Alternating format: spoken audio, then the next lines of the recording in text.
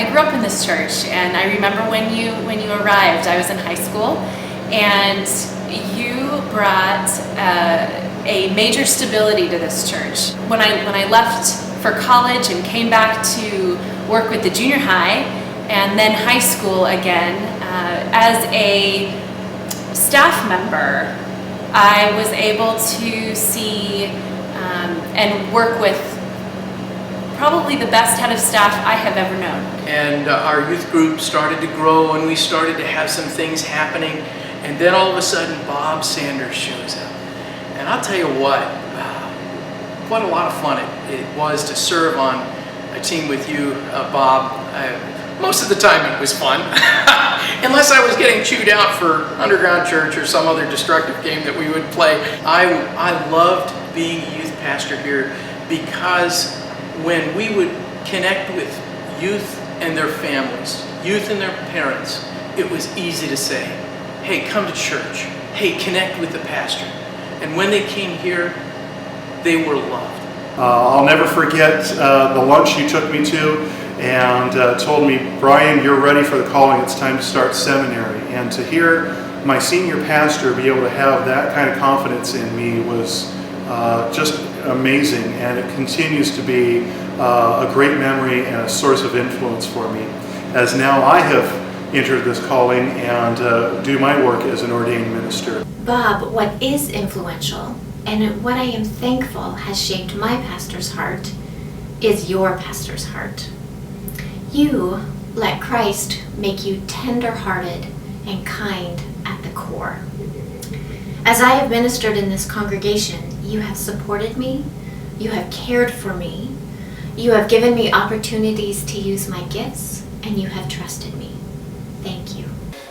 Started in 2004 and went to 2014. There was a lot of working together, and I think it was at that time, during that time, that I learned a lot more about Jesus and about the Lord, and connected more to Him, and through you I learned a lot about the Bible. And I hope you benefited a little bit in our relationship as well. You are Christocentric, Christ-centered to the very core of your life.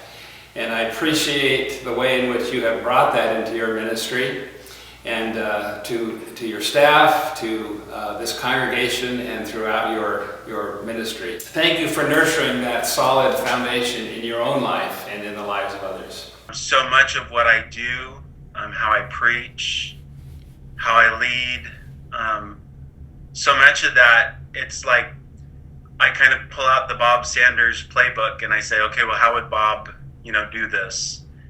My life was profoundly affected by the opportunity to sit underneath his preaching ministry for the years that I did. And I love Bob very much. And I'm a different person because I got to do ministry with him. I think of our missions. I think of the incredible sermons that you did, the Word of God being pronounced so beautifully.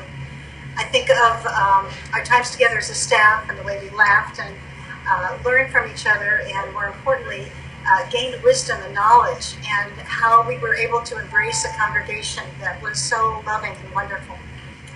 I pray in your next few months, as you begin the transition into what some people would call retirement, that I would just call it a new chapter in your life, that you would see this place of awe and this wonderful memory of so many people coming together to worship God. What a blessing that you have been the leader of that group, and how blessed I have been to be part of it. So I want to say one thing that you always told me: well done, good and faithful servant. Come into the joy of your Lord. Thanks, Bob. God bless you.